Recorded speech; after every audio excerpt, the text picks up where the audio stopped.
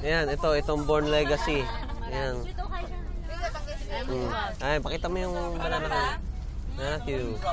Born Legacy, now being shot in Manila, Philippines, and as we speak, they're setting up cameras outside. Here's MMDA Road Emergency Group. Stand by if there's any emergency up ahead. Still to come, the eating of Banana Q. Come here! The eating of Banana Q daw. Kami! Ay! Ay! Tumingin ka na. Oh. 16 tayo, pero yung mga bata. Mukha kang lalaki, Mads. Hello, thank you. Lalaking balik. No, may disclaimer. Ilapit sa mukha ko, ha?